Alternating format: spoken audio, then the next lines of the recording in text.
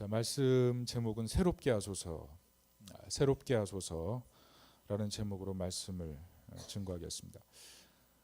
수도원의 어떤 젊은 수도사가 설교를 요청받았어요. 강단에 올라가서 무슨 말을 해야 될지 굉장히 고민을 했습니다. 그리고 마침내 올라갔어요. 그리고 무엇이라고 말했을까요? 질문을 했습니다. 여러분, 제가 하려는 말이 무슨 말인지 아십니까? 아시는 분도 있겠죠. 사람들이 당황했어요. 당황해서 모두 모른다고 침묵을 지켰습니다. 그랬더니 이분이 하는 말, 여러분이 모르시는 것 같군요. 사실은 저도 모릅니다. 굉장히 엉뚱하죠. 그런 얘기를 하고 축도를 하고 내려갔어요. 그랬더니 설교를 시켰던 그 상급자들이 굉장히 당황을 한 거예요. 불러서 좀 책망을 했죠. 그렇게 설교를 하면 어떡하냐. 다시 기회를 줄 테니 똑바로 해라. 그리고 다시 그 다음 주에 올라갔습니다. 설교를 시작하려고 했어요. 그런데 똑같은 질문을 또 하는 거예요. 여러분, 제가 무슨 말을 할지 아십니까? 그랬더니 이제는 회중이 어떻게 했을까요? 본때를 보여주고 싶은 거죠. 그래서 모두 아는 것처럼 고개를 끄덕였어요. 그랬더니 뭐라 그랬을까요? 여러분 다 아시니 제 설교를 들을 필요가 없습니다. 더 황당한 얘기죠. 그리고 축도하고 또 내려갔어요. 어떻게 됐을까요? 이 수도승을 불러서 이제는 상급자 회의를 열어서 공개적으로 책망을 하고 설교를 그렇게 하는 거 회중을 우롱하는 것이다. 그렇게 하면 안 된다. 마지막 기회를 주겠다. 그래서 강단에 세웠습니다. 세 번째 올라왔을 때 이 사람이 뭐라 그랬을까요? 또 똑같은 질문을 했습니다. 여러분, 제가 무슨 말을 할지 여러분 아십니까? 그랬더니 수도승들이 정말 당황한 거죠. 그래서 반은 고개를 끄덕거리고 반은 고개를 절레절레하고 분위기가 굉장히 어수선하죠. 그랬더니 이 젊은 수도사가 뭐라 그랬는지 아십니까? 알고 있는 사람이 모르고 있는 사람에게 잘 얘기해 주십시오. 그리고 축도하고 내려갔다는 이런 썰렁한 얘기예요. 이 얘기를 아시는 분들이 많을 거예요. 저는 이 얘기를 들을 때마다 마음에 정말 와닿는 게 있어요. 복음이 뭐냐 하면 이런 거예요. 복음 증거는 아는 사람이 모르는 사람에게 전하는 거예요. 그게 복음 증거예요. 우리는 생각보다 복음 증거를 쉽게 할 수 있어요. 신학자나 목회자나 전도의 은사를 받은 사람들이 전도를 잘하는 것이 아니고 모르는 사람들에게 우리가 알았던 것, 우리가 받았던 은혜를 전달하는 것, 그게 바로 복음 증거라는 거죠. 여러분, 어려운 게 아니에요. 특별히 우리 교인 중에는 자신이 믿음이 그렇게 좋지 않음에도 불구하고 우리 교회 가보라 그래가지고 우리 교회 와서 등록하고 교회 신앙생활을 열심히 시작한 그런 가정도 있어요. 여러분, 저는 우리 교회가 이렇게 모르는 사람들에게 우리가 알고 있는 것들을 잘 전달해 줄 수 있는 그런 교회가 되기를 축복합니다. 사도 바울은 어떻게 했어요? 로마서 9장 1절에 보면 내가 복음을 전하지 않고는 견딜 수 없는 마음이 있다 그러잖아요. 그치지 않는 고통이 있다 그러죠. 여러분, 이런 그치지 않는 고통 왜 나오는 거예요? 그게 바로 하나님 마음이에요. 예수님 마음이에요. 성령님의 마음이에요. 하나님의 마음이 복음을 전하지 않고는 견딜 수 없는 마음이 있는데 그 마음을 바울에게 넣어주셨기 때문에 바울이 자신의 동족을 생각할 때마다 그치지 않는 고통을 느낀 거예요. 이 마음이 우리 교회의 마음이고 우리 마음속 깊이 있어야 될 마음인 줄 믿습니다. 전하지 않고는 견딜 수 없는 마음. 그 마음이 우리 속에 있을 때 그게 바로 교회, 그게 바로 성도, 그게 바로 하나님 부르신 하나님의 백성이 되는 줄 믿습니다. 우리 교회가 이렇게 영혼 사랑하고 우리가 알았던 은혜, 받았던 은혜를 잘 전달하는 그런 교회 될 수 있기를 예수님의 이름으로 축원합니다. 그러면 어떻게 우리가 복음의 온전한 증인이 될 수 있을까요? 그것은 우리가 성경에서 계속 살펴보고 있지만 기도입니다. 기도할 때 신앙이 살아나고 기도할 때 복음을 능력 있게 증거할 수 있게 되는 거예요. 여러분, 신앙이 언제 증명되는지 아십니까? 위기 상황에 빠져 있으면 그 사람의 신앙이 증명돼요. 그 신앙이 버블인지 그 신앙이 반석 위에 서 있는지를 위기를 통해서 알 수가 있는 거예요. 여러분, 사도행전에 보면 총 32번의 기적이 나옵니다. 안진뱅이가 일어나고 죽었던 사람이 일어나고 여러 가지 기적이 나오거든요. 귀신이 쫓겨나가는 32번의 기적이 나오는데 이 32번의 기적이 똑같은 원리에 의해서 집행이 돼요. 그 원리가 뭐냐면 바로 기도하는 거예요. 기도를 통해서 마귀가 떠나가고 기도를 통해서 능력이 역사했어요. 여러분, 기도에 능력이 있어요. 여러분, 정말 믿지 않는 사람, 주변에 전도하고 싶은 사람 있으면 그 사람 어떻게 전도할 수 있는 줄 알아요? 기도부터 시작하면 돼요. 기도의 능력이 있습니다. 기도하면 사람의 마음이 변화되고 기도하면 그 사람의 영혼을 당길 수가 있어요. 여러분 낚시 가보셨어요? 낚시 가보셨어요? 이 낚시바늘에 물린 고기는 낚싯줄이 끊어지지 않는 한 절대로 놓치는 법이 없어요. 우리가 기도하기 시작하고 한 사람 한 사람을 향해서 화살 기도를 날리기 시작하면 그 사람이 예수 믿고 하나님께 돌아올 가능성이 엄청나게 높아질 수밖에 없는 거예요. 기도할 때 우리에게 믿음이 생기고 기도할 때 선포하게 되고 선포할 때 기적이 나타나는 겁니다. 제가 정말 사랑하고 정말 좋아하는 그런 선교사님이 계시거든요. 근데 그분이 너무 왕성하게 사역을 하다가 간이 안 좋아졌어요. 몸에 바이러스가 들어와서 많이 고통당했어요. 그런데 그 아내 선교사님 부인이 항상 이 선교사님을 향해서 선포했어요. 예수님의 이름으로 명하노니 항체는 생길지어다. 항체는 생길지어다. 그럼 어떻게 됐을까요? 선교사님도 밥 먹다 말고 좀 웃고 좀 그러셨나 봐요. 그런데 어느 날 항체가 생겼어요. 예수님의 이름으로 계속 선포한 거예요. 해가 뜨던 비가 오던 눈이 오던 비가 오던 기분이 좋던 기분이 나쁘지 않던, 여러분 이렇게 선포할 때, 믿음으로 선포할 때, 기도하고 믿음으로 나아갈 때 역사가 있어요. 여러분 입술의 권세가 있는 거예요. 여러분 기도하고 이렇게 해보세요. 자녀를 향해서 너는 축복의 자녀가 될지어다 선포해 보세요. 남편을 향해서 당신은 나만 사랑할지어다 선포해 보세요. 아내를 향해서 주름살은 사라질지어다. 그럼 뭐라 그러겠어요? 화장품 내 화장품 이렇게 얘기하겠죠. 입술의 선포가 중요한 거예요. 입술의 선포. 특별히 기도에게 얼마나 큰 능력이 있습니까? 기도하면 학생들 지혜로워져요. 예배 드리고 나서 조용히 묵상하면서 마음속으로 기도해 보세요. 하나님 내게 지혜를 주십시오. 그리고 기도하면 핵심을 전달할 수 있어요. 예수님도 기도하고 전도하셨어요. 예수님 기도하고 전도했을 때 능력의 파워가 있었습니다. 예수님 하나님의 아들이셨는데도 기도하고 능력 있게 사역했는데 우리 뭐예요? 인간 육체 아니에요. 당연히 기도해야죠. 기도하고 능력 받고 사역하는 거예요. 특별히 기도하면 좋은 게 뭡니까? 믿음의 동역자가 생겨요. 여러분 목장 모임하고 더 가까워지기 위해서 여러 가지 교제하죠. 찬양도 하고 그리고 뭐 서로 취미생활도 나누고 끝나고 나서 밥도 먹고 이런 시간 너무 좋죠. 그런 거 필요합니다. 그런데 목장 모임에서 정말 중요한 건 뭐냐면 서로 기도하는 거예요. 마음을 내놓고 기도하는 거예요. 기도 친구가 되는 거예요. 기도 짝이 되는 거예요.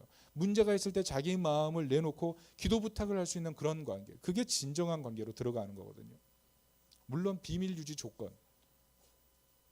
서로의 기도 제목을 서로가 지켜주면서 끝까지 기도해 줄 수 있는 그런 좋은 기도 동역자. 그게 정말 좋은 거 아니겠어요? 교회가 그렇게 기도로 돌아가야 돼요. 서로 기도 동역자가 되고 기도 친구가 되고 부부가 기도 짝이 되고요. 선생님과 학생이 기도 짝이 되고요. 시어머니와 며느리가 기도 짝이 되고요.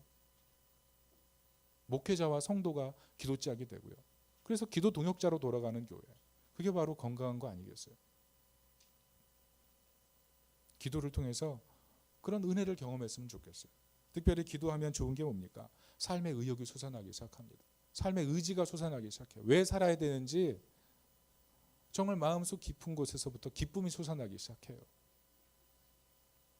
그래서 기도를 제일 싫어하는 게 누구냐? 마귀가 제일 싫어합니다. 기도하는 것을 가장 싫어해요. 그래서 쓸데없는 일에 바쁘게 만들고 기도할 시간에 졸리게 만들고 기도할 시간에 염려하게 만들고 기도할 시간에 자존심 세우게 만들고 내 힘으로 해볼 거야. 그래서 우리가 기도의 시간에는 그냥 마음을 접고 나와서 같이 기도하는 게 필요한 거예요. 특별히 교회에서 기도 시간을 정해놓잖아요.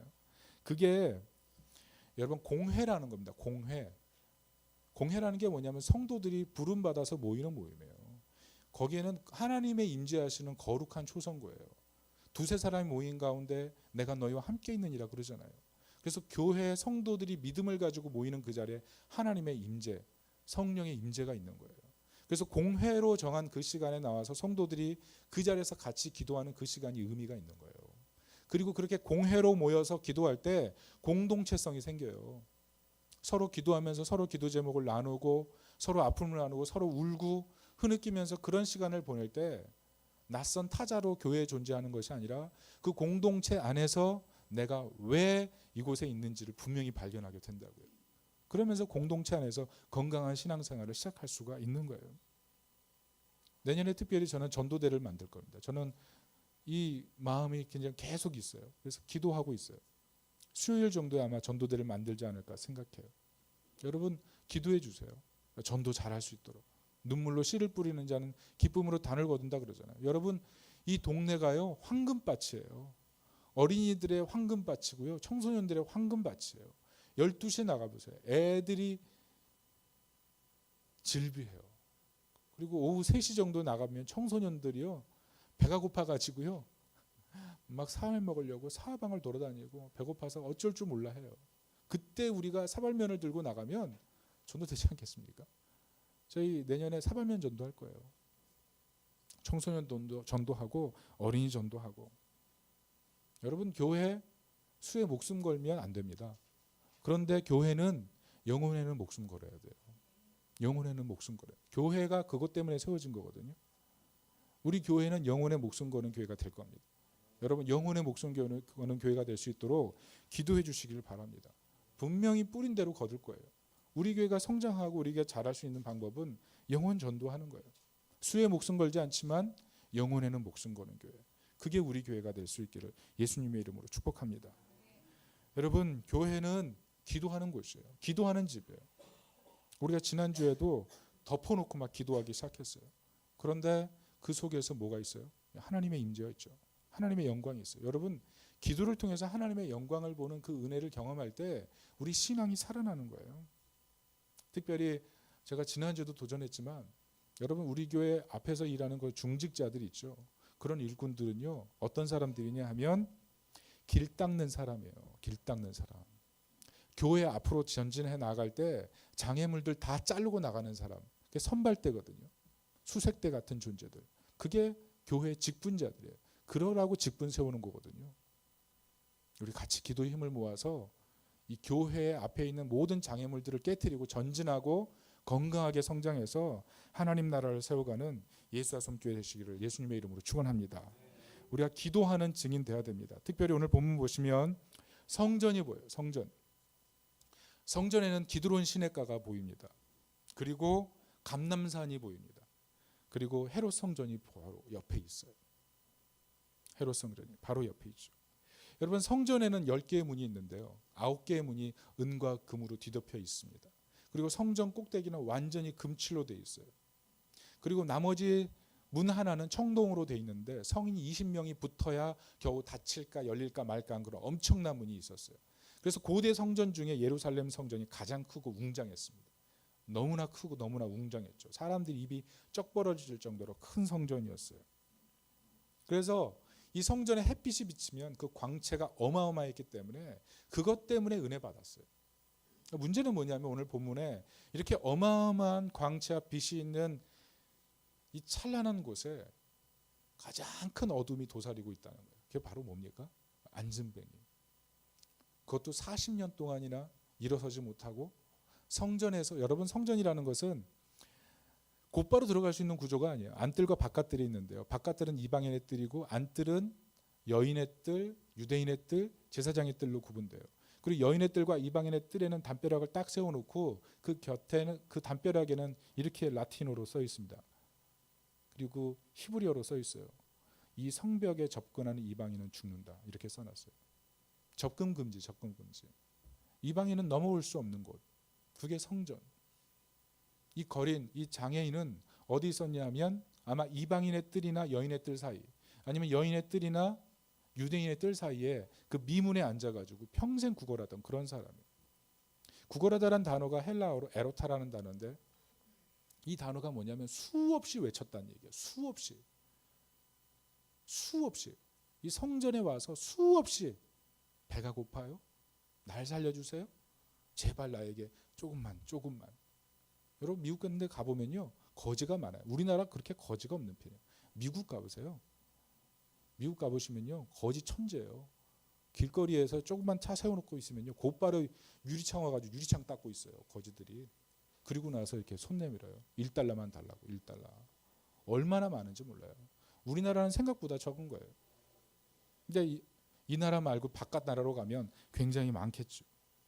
어둠 가운데 있는 사람, 그 사람을 오늘 성경은 의도적으로 지금 조명을 시키는 거예요.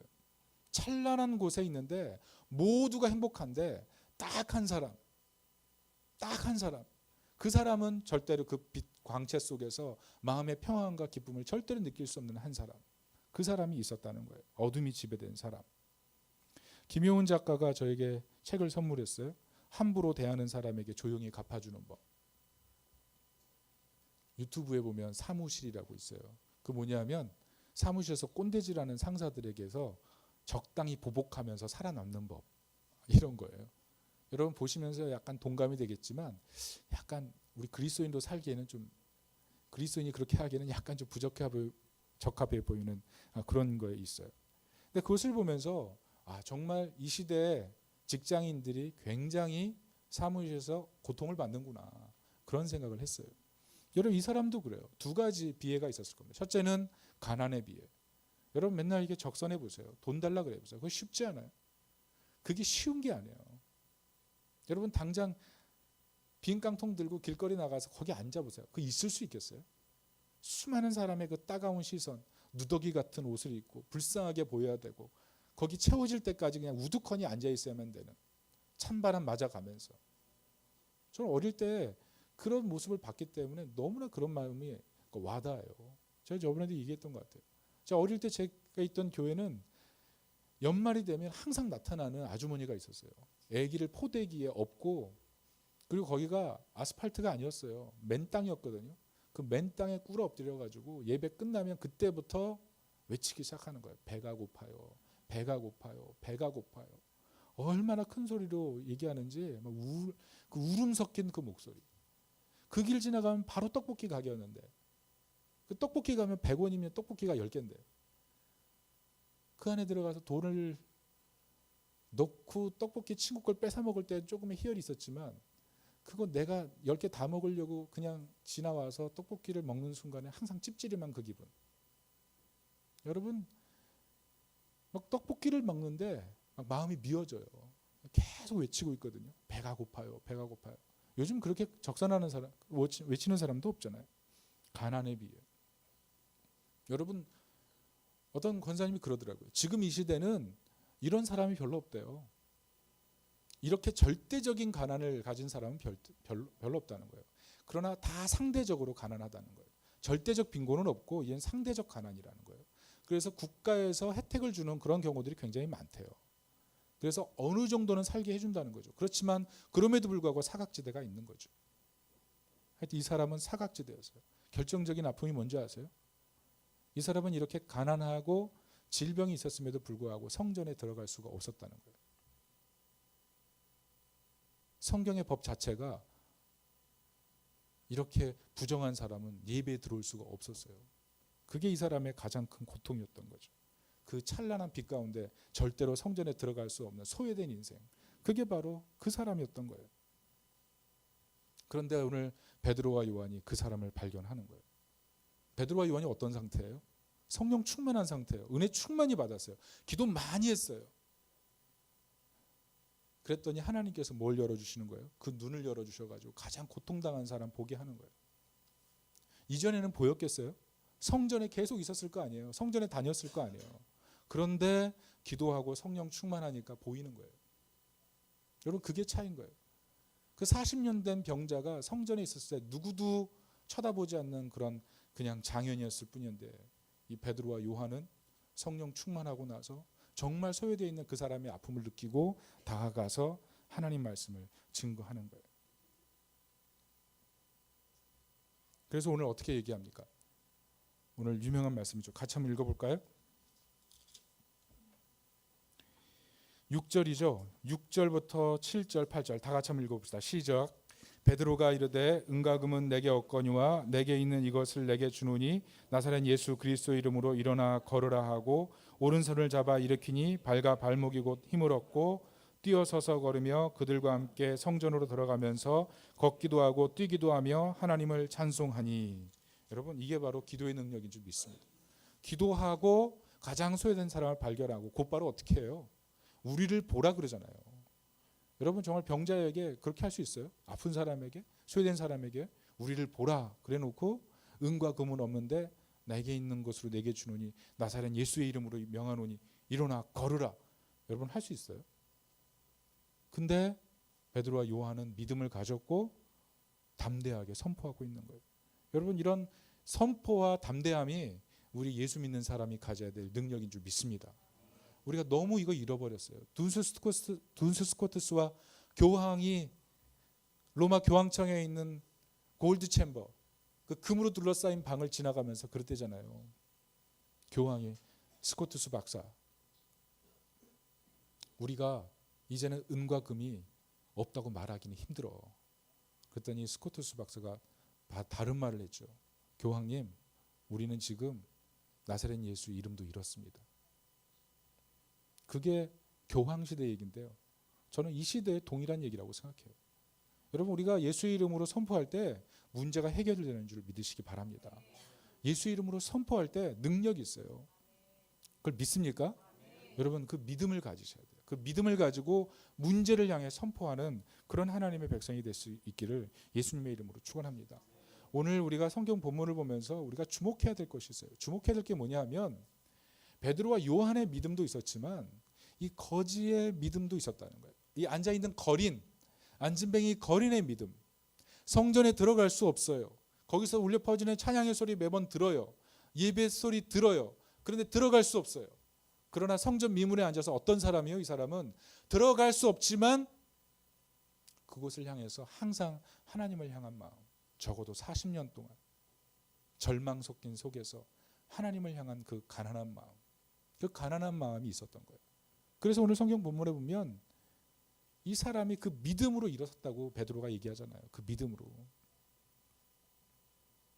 여러분 절망 중에 끈질긴 소망과 믿음, 그것이 우리가 가져야 될 믿음인 줄 믿습니다. 제가 디모데후서 4장 2절 보면서 은혜를 받았어요. 개역 한글판으로 이렇게 써 있더라고요. 언제 어디서나 항상 하나님의 말씀을 전하십시오. 사람들에게 마땅히 해야 할 일을 가르치고 잘못을 바로잡아주며 격려해 주십시오. 끝까지 참고 그들을 잘 가르쳐야 합니다. 무슨 말인지 아세요? 사도 바울이 어떤 상황이었냐면 아시아에 있는 모든 사람이 바울을 버렸다. 그런 상황이에요. 부겔로와 허모게네, 나의 사랑하는 동역자들도 나를 버렸다. 그런데 그 상황 속에서 사도 바울이 무슨 얘기를 하냐면 다 버렸지만 끝까지 참고 복음 사역을 하십시오. 그 얘기하는 거예요. 여러분 이게 가능할까요? 근데 사도 바울이 그 얘기를 해주고 있는 거예요. 가장 절망이라고 할 때 도리어 믿음으로 담대하게 선포하고 하나님의 일들을 충성스럽게 감당하는 마음, 그게 우리가 가져야 될 마음인 거예요.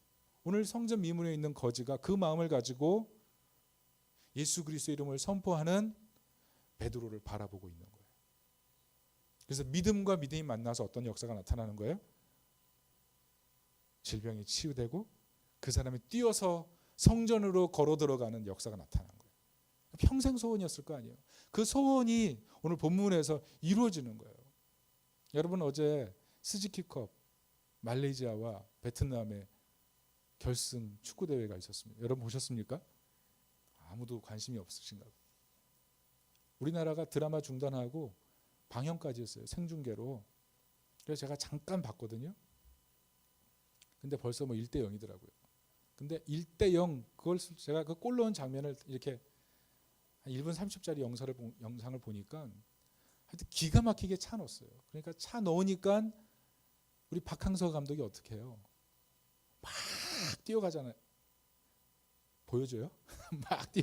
막 뛰어가면서 어퍼컷 세레머니를 하고 막 뛰잖아요. 감동이 없어요?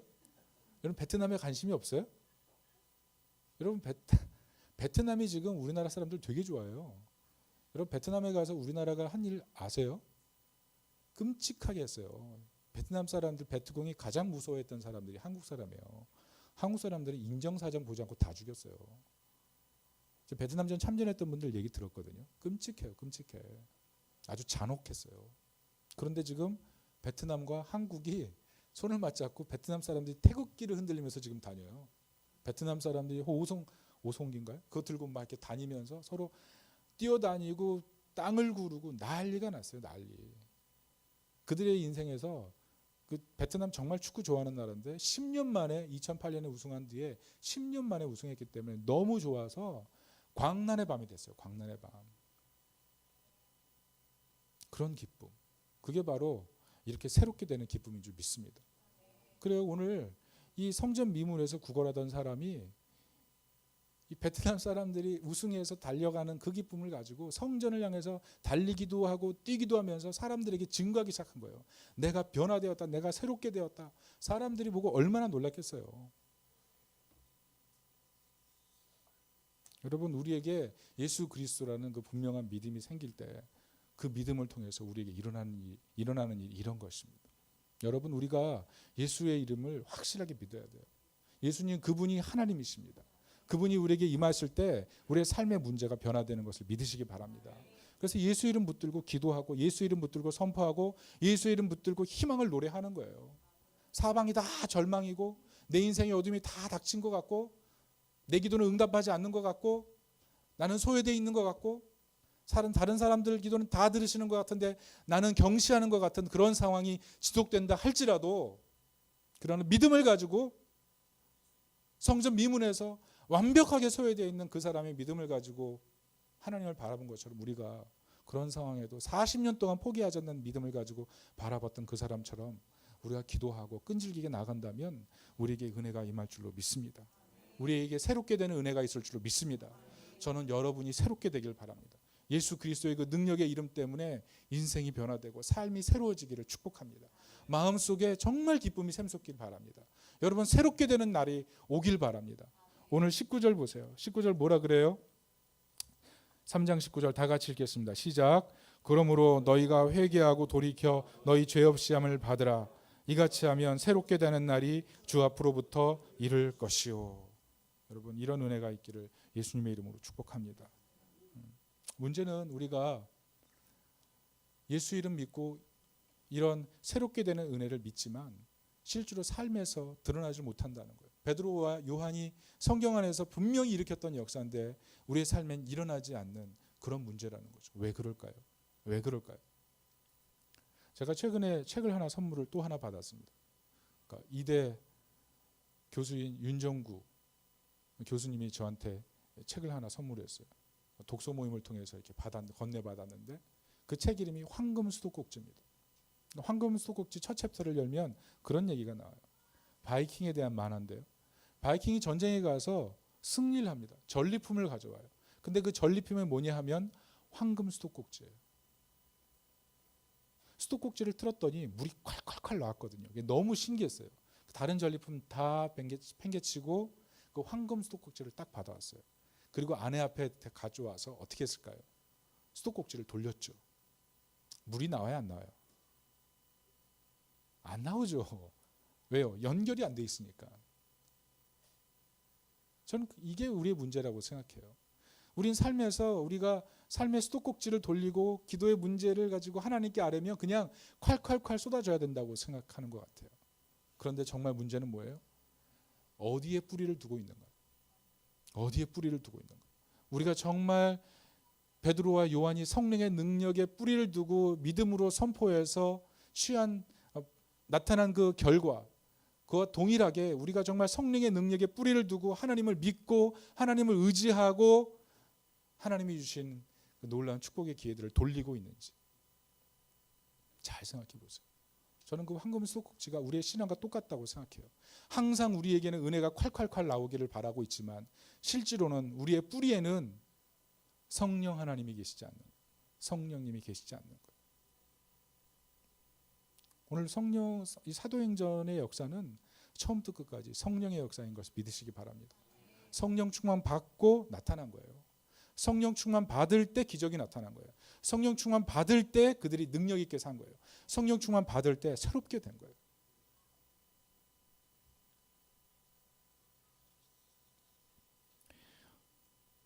이런 성령 충만의 은혜가 있기를 바랍니다. 특별히 오늘 제자들이 사람들이 이제 몰려들기 시작했어요. 이 기적을 보고 사람들이 몰려들기 시작하니까 그때부터 베드로가 얘기하기 시작하죠. 자신들이 왜 이런 능력 가운데 역사됐는지를 설명하기 시작해요. 몇 가지를 설명합니다. 크게 두 가지로 설명을 해요. 첫 번째는 뭐라 그래요? 12절. 우리가 이걸 좀 주목할 필요가 있습니다. 성령의 능력 가운데 우리에게 새롭게 되기 위해서 우리가 이런 것들을 좀 주목할 필요가 있는 것 같아요. 12절에 뭐라 그러냐면 같이 읽어볼까요? 12절 시작. 백성에게 말하되 이스라엘 사람들아 이 일을 왜 놀랍게 여기느냐 우리 개인의 권능과 경건으로 이 사람을 걷게 한 것처럼 왜 우리를 주목하느냐. 이 베드로 얘기가 뭡니까? 누구의 능력으로 이게 됐다는 거예요? 내 능력이 아니라는 거예요. 여러분 굉장히 중요한 원리 같아요. 우리가 삶을 살면서 지금 우리가 살아가는 것이 내 능력입니까? 하나님의 능력입니까? 내 생명이 누구의 것입니까? 내 은사가 누구의 것입니까? 내 물질이 누구의 것입니까? 내 자녀가 누구의 것입니까? 누구의 것이에요? 저번에 이상현 선교사님이 그랬잖아요. 다 여러분 하나님 거라고 인정하죠? 그러면서 지갑 얘기했잖아요. 지갑도 하나님 거 맞냐고. 저는 그거 맞다고 생각해요. 근데 사실 지갑뿐만이 아니에요. 지갑뿐만이 아니에요. 우리는 우리 삶에서 우리가 소유한 모든 것이 다 하나님께서 주신 것임을 인정해야 돼요. 나의 개인의 능력과 나의 은사로 부여된 게 아니고 하나님이 맡겨놓은 거라는 것을 우리가 기억해야 돼요. 나는 청직일 뿐이라는 것을 기억해야 돼요. 청직의 원리가 뭐예요? 나는 죽고 예수가 사는 거예요. 나는 사라지고 예수가 높아지고. 여러분 예수만 높이는 그런 삶이 돼야 돼요. 여러분 우리가 인생을 살면서 사실 뭔가를 할 때 성취 욕구를 맛보는 성취 욕구를 가지고 뭔가를 성취하는 건 굉장히 중요한 겁니다. 그것을 통해서 희열을 맛보는 것. 그 희열을 맛본 사람들은 공부를 통해서 희열을 맛본 사람은 계속 공부하게 돼 있어요. 그리고 특별히 음악을 통해서 어제 어떤 잠깐 음악을 이게 영상을 봤는데 창하는 분인데 송소희인가 뭐 그런 분인데 창으로 이렇게 막 그룹 사운드랑 해가지고 하는데 너무 잘하더라고요. 노래에 한번 그렇게 빠져들면 거기에 계속 매몰하는 거죠. 성취, 그 성취의 기쁨. 그런데 그 성취의 기쁨을 주시는 분이 하나님이신 거예요. 우리가 그것을 잊어버리면 안 돼요. 그래서 항상 자기를 부인하는 거예요. 내게 가지고 있는 모든 것, 내가 지금까지 일생을 들여서 모은 내 집안 문서, 그리고 내가 장성히 키운 내 자녀들, 그게 다 하나님의 것이고 하나님의 뜻 안에 있음. 그것을 우리가 고백하면서 나가야 된다는 거예요. 두 번째는 뭡니까? 두 번째는 뭐냐 하면 오늘 이 사람들이 했던 게 뭐냐 하면 자랑한 게 누구예요? 자랑한 게 누구예요? 예수 그리스도예요. 세 가지를 자랑해요. 예수님의 죽음, 예수님의 부활, 뭘 자랑해요? 예수님의 재림. 자랑거리가 달라요. 여러분 뭘 자랑하고 싶습니까? 여러분 당장 황금 수도꼭지 있는 거 자랑하고 싶죠? 여러분이 가지고 있는 것 누군가에게 보여주고 싶은 게 사람의 마음 아니에요? 주일날 아침에 올 때도 내가 무슨 옷을 입고 올지를 항상 고민하잖아요. 어떤 옷을 입고 어떤 모습으로 갈지에 대해서 고민하고 생각하고 계산하고 오는 거 아니에요? 우리는 사실 자랑할 게 있어야 살아가요. 뭔가를 보여주는 게 우리에겐 굉장히 익숙한 거라고요. 그런데 베드로와 요한의 마음속에는 정말 드러내고 싶은 거 한 가지, 완전히 바뀐 한 가지, 오직 예수를 자랑하고 싶은 거예요. 내가 죽고 오직 예수만 자랑하고 싶은 마음, 그게 바로 우리의 마음이 돼야 된다는 거예요. 여러분 이 마음이 있으십니까? 이게 우리에게 필요한 마음이에요. 오늘 17절을 보세요. 17절을 보시면 다 같이 한번 읽어보겠습니다. 시작. 형제들아 너희가 알지 못하여서 그리하였으며 너희 관리들도 그리한 줄 아노라. 이게 무슨 말이냐면 예수님의 죽음과 부활과 다시 오심이 전적으로 우리를 위해서 일어난 사건이라는 거예요. 우리를 위해 일어난 사건. 예수님이 왜 죽으셨어요? 나 때문에. 예수님이 왜 다시 오세요? 나 때문에. 예수님이 왜 부활하세요? 나 때문에. 나 때문이라는 그 사건의 명확성을 깨닫고 그 사건 속에서 나 자신을 바라보니까 예수님의 은혜가 너무 큰 거예요. 예수님 때문에 내가 죽음의 권세에서 이기게 되고, 예수님 때문에 내가 죄에서 용서받고, 예수님 때문에 주님이 다시 올 때 영광스럽게 하나님 나라에 올라갈 거 생각하니까 인생의 지금에 있는 모든 문제는 아무것도 아닌 거예요. 거기서 엄청난 자유를 느끼는 거예요. 엄청난 행복을. 땅에 버타고 살지만 내가 땅의 문제로 고민하고 땅의 문제로 넘어질 존재가 아니라는 분명한 사실을 깨닫게 되니까 베드로와 요한이 담대하게 예수님만 자랑하고 예수님만 증거하게 된 거예요. 이스라엘 나라에서 예수님의 오른편 왼편에 앉고 싶은 황금 수도꼭지를 자랑하고 싶은 사람들이었는데 정말 자랑하고 싶은 게 바뀌어버린 거죠. 여러분, 정말 자랑하고 싶은 게 무엇입니까? 그게 오늘 성경이 우리에게 도전하는 거예요. 뭘 정말 자랑하고 싶은 것인지. 우리가 정말 살면서 고민할 수밖에 없어요. 우리가 예수님을 자랑하고 복음을 증거하고 이 하나님의 이름을 영화롭게 하는 게 가장 중요한 건지 알겠는데 일상생활을 살아가다 보면 이게 잘 안 되는 거예요. 당장 주부들은 가계부 보면 가계부를 책임지시는 하나님 믿고 있지만 당장 이 마이너스 되면은 이거 마음 졸이지 않아요? 걱정되잖아요. 월세라든지 렌트하는 분들, 이자 갚아야 될 분들 딱딱 시간 들여오면 만약 통장에 잔고 부족하면 이것 때문에 스트레스 받는 거 아니에요? 삶이 우리를 힘들게 만든단 말이에요. 그러나 그럼에도 불구하고 우리의 눈이 어디로 가 있어야 돼요? 예수 그리스도 그분. 예수 그리스도가 진정한 왕이시고 우리를 새롭게 하는 유일한 힘의 능력이라는 것을 우리가 믿으며 선포하고 담대하게 나아가야 된다는 것입니다. 그런 믿음을 가지고 우리가 살 때 능력이 있는 거예요. 우리를 볼 때 사람들이 너 정말 다르구나. 그래서 우리 때문에 예수를 믿고 예수를 따라야 되잖아요. 그잖아요?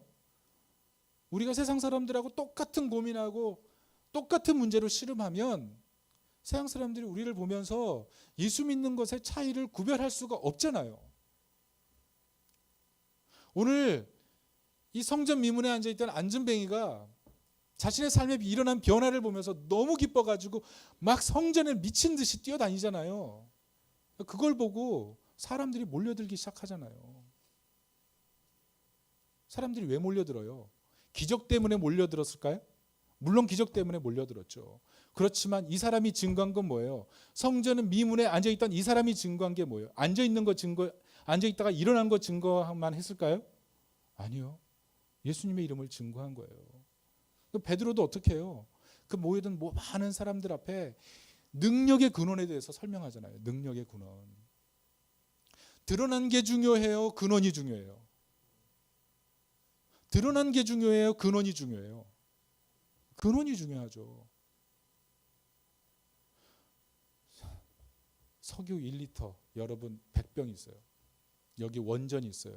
뭐 가지실래요? 여러분 다 가지세요. 석유 100병 다 가지세요. 10,000병 다 가지세요. 저는 원전 차지할게요. 가치가 다른 거예요. 가치가. 우리가 그런 신앙이 돼야 된다고요. 그런 신앙. 설교가 길어지지만 얘기하죠. 제가 어제 어떤 하나의 그 책이 아니고 뭐라 그래요? 이렇게 아티클을 하나 읽었어요. 그 내용이 뭐냐면 자기 자녀를 위해서 기도하는데 기도 응답이 안 되는 거예요. 분명히 구하라 찾으라 두드리라 그랬잖아요. 말씀 붙들고 기도하는데 애가 맨날 사고 쳐가지고 경찰차가 맨날 집 앞에 서고 애가 하도 문제가 돼가지고 상담 코너 보냈더니 상담 코너 그 프로그램 끝나기 전에도 항상 돌아오고 속상해서 하나님 앞에 기도하는데 애가 바뀔 기미가 전혀 보이지 않는 거예요. 그래서 기도하는 것 자체가 무의미하게 느껴지는 거예요. 하도 고민이 되니까 애를 좀 기숙학교에 보냈어요. 괜찮은데 차 타고 출발하는데 뒤도 돌아보지 않고 가는 거예요. 엄마 아빠를 향해서 적어도 한 번 와서 안겨주고 엄마 아빠 사랑해요 이런 말 할 줄 알았더니 뒤도 돌아보지 않고 가는 그 자녀의 모습을 보면서 마음이 막 부글부글 끓기도 하면서 이게 뭔가라는 생각이 드는 거예요. 그러면서 그 사람이 그런 것들이 너무 힘들었다는 거예요. 그런데 그 사람이 제임스 패커가 쓴 하나님을 아는 지식이라는 그 책을 읽으면서 생각이 바뀌었다는 거예요. 무슨 생각이 바뀌었냐면 내가 기도 응답을 원하는 방향으로만 내가 기도 제목을 잡고 신앙생활을 하는 것이 굉장히 어리석은 것이라는 걸 깨달았다는 거예요. 내가 신앙생활하면서 누릴 수 있는 그 부요와 행복은 내 기도 제목의 응답이 아니고 크신 하나님과의 교제의 시작이 진정한 부요였다는 것을 깨달았다는 거예요. 하나님의 부요하심과 하나님의 풍성하심을 깨달을 때만이 내 마음속에 진정한 평안이 있다는 것을 깨달았는데 나는 항상 내가 원하는 기도 제목의 응답만을 놓고 바라봄으로 인해서 그 부요하심을 느끼지 못하고 항상 초라함만을 느꼈다는 거예요. 생각이 바뀌었다는 거예요. 여러분 우리의 신앙이 그런 신앙 되어야 될 줄로 믿습니다. 근원의 뿌리를 두는 거예요. 그분이 주시는 그 풍성함이 얼마나 큰지에 대한 그 기대감을 가지고 매번 예배 때마다 와서 기도하고 매번 예배 때마다 말씀을 듣고 너무 실망되고 너무 절망되고 내 삶에 그냥 어둠이 가득한 것 같은데 그럼에도 불구하고 하나님 부여하시기 때문에 그 믿음을 가지고 다시 한번 무릎 꿇고 하나님께 은혜를 구하는 믿음. 하나님 응답하지 않을까요? 하나님 언젠가는 그 기도를 응답하실 줄로 믿습니다. 우리가 뿌리를 잘 찾아야 돼요. 내 삶의 진정한 만족을 어디에 두고 있는지, 내가 정말 기도의 펌프를 가지고 기도의 펌프를 사용해서 밑바닥에 있는 하나님의 은혜를 쫙쫙 끌어올리고 있는지, 샘 근원에 대한 그 하나님의 은혜를 기도라는 펌프를 이용해서 쫙쫙 끌어올리고 있는지, 내가 정말 그리스도를 높이려고 인생을 살아가는지, 그런 것들을 분명히 확인하는 그런 이 예배가 될 수 있기를 예수님의 이름으로 축원합니다. 말씀의 결론을 맺습니다. 여러분, 예수 이름 높이는 그런 하나님 백성 되시기를 축복합니다. 예수님 전하세요. 우리 구원자세요. 우리 구원자를 부끄러워하지 마세요. 우리가 부끄러워하면 예수의 복음이 어떻게 전달되겠습니까? 복음을 부끄러워하는 것만큼 부끄러운 건 없는 거예요. 여러분, 복음을 부끄러워하지 말고 복음을 자기가 정말 좋아하는 사람에게 전달하십시오. 정말 복음이 필요해 보이는 사람에게 가서 전달하십시오. 내 능력으로 하면 힘드니까 기도하고 성령의 능력을 퍼올려서 성령의 능력으로 선포해 보세요. 성령의 능력으로 선포할 때 반드시 능력이 나타날 줄 믿습니다. 그런 하나님 백성이 돼서 이 교회에 새로워지는 영혼들, 우리뿐만 아니라 다른 수많은 영혼들이 새로워져서 이 교회에서 예배드릴 수 있기를 예수님의 이름으로 축원합니다. 아멘.